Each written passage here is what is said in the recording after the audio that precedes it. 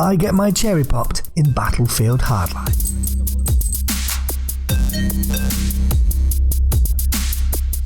Hello guys and welcome, my name is ShavedApe. Thank you for joining me. I know it's been a while, but here I am with my first impressions and a bit more of Battlefield Hardline. Let me start by saying it's probably too early to tell if the game is good or not. Thank you Gaming with Mac for that one. And if I'm honest, the first day I was considering asking EA for my money back. I hated it that much. It felt so much like Battlefield 4 but with an even quicker time to die. And yes, I say time to die because while it feels like you die almost instantly, 1 or 2 hits, killing people seems to take far longer and feels a little, well, inconsistent. That ain't better, you fucking noob. Yeah, okay, point taken. But here's the thing, we're all fucking noobs at this game, as it's completely new. And while some will just be naturally better than others, as is the nature of gaming, this one, to start with, felt more inconsistent than most. As for me aiming better,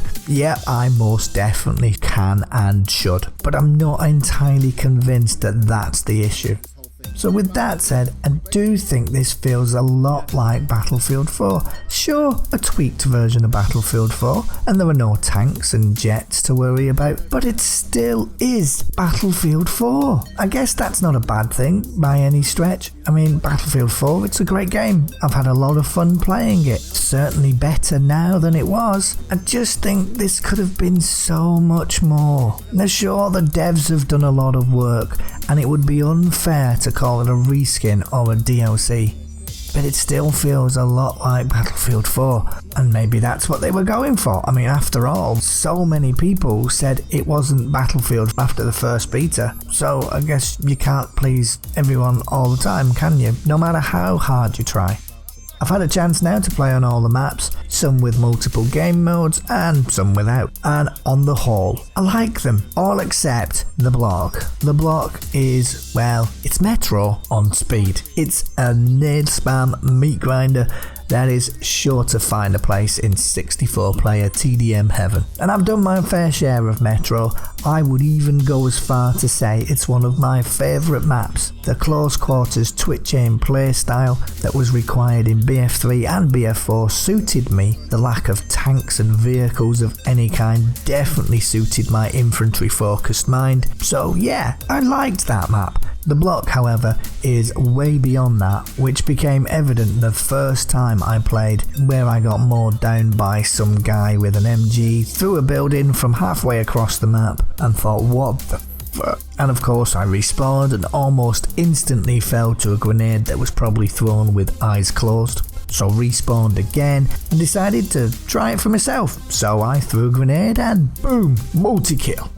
I have had a chance though to play the map in the, let's call it wannabe competitive game mode, that is Rescue, and it wasn't too bad there actually. Not great, but not bad at all. I guess it was the map showing how it could be, or how good it could be. And on that, well, Rescue is fairly familiar to anyone that has played any Counter-Strike. 2 teams fight it out, either to rescue a hostage or to prevent the rescue of. And yes, just one, despite there being 2 to choose from. I guess collateral damage is okay in Hardline world, and well, in CS world for that matter.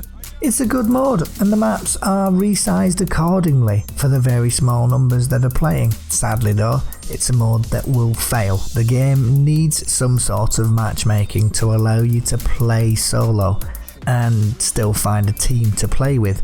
And anyone that's watched any of my videos knows I hate matchmaking, but sometimes matchmaking is a good idea, and as I say, using it to find 2 teams to then fill up a game makes sense. Of course, it would still need some sort of group matchmaking too, so that you can of course play with your friends and play in a group, something that will likely be easier on console since I guess the tools are already there. Without this sort of thing, as I say, the mode will fail. It will have players the first week or so while people try out the mode, but very quickly I think you'll find more and more empty servers for that mode, than you will servers with a team just waiting for you to help fill up the numbers. And of course, voice over IP would be a must. And how often in Battlefield 4 do you find squad mates that actually use the voice over IP as intended? Blood money is good, probably my favourite mod. You've seen it before, you steal money from the enemy's vault or from the main pile. Not really gonna bore you with that one. After all, I need excuses to make more videos. It is improved somewhat over the beta, games last a bit longer, and well, they needed to. Heist, that's okay too, could do with a similar tweak maybe. Currently games can be over in less than 3 minutes. Heist being the mode we played on Bank Job in the beta. Basically grab the money bag and take it to the drop point. Do it twice and game over. Conquest is, well, it's Conquest. And so far it plays out much like Conquest does in any other Battlefield game. Team Deathmatch? Also, it's Team Deathmatch. You know, it's Team Deathmatch. I've not really played enough to know for sure, but the spawns seem to be fairly team focused. And by that I mean both teams have one side of the map that they spawn on, which no doubt rotates as one team pushes into the other team's area. But that's good, I like that. What I don't like is random spawns like they had in the close quarters maps of Battlefield 3 for example. Getting shot in the back by a guy that just spawned behind you is not my idea of fun. And lastly, Hotwire. Well, okay, Crosshair's also missing out of this list, but I haven't really had a chance to play Crosshair, and probably for the same reasons that Rescue will inevitably fail. Lack of matchmaking and servers and players. Crosshair, well, I couldn't find a game. So, Hotwire, well, I didn't really like this one in the beta. I couldn't really see the point of it. I liked the idea, but capturing and flag, aka driving the car, will and still does inevitably lead to a death. And as players get more used to the game, you'll find more sabotage plants, more remote charge plants. Hell, I even got took out by a bunch of trip mines laid across the road. To which I say, good game sir, good game.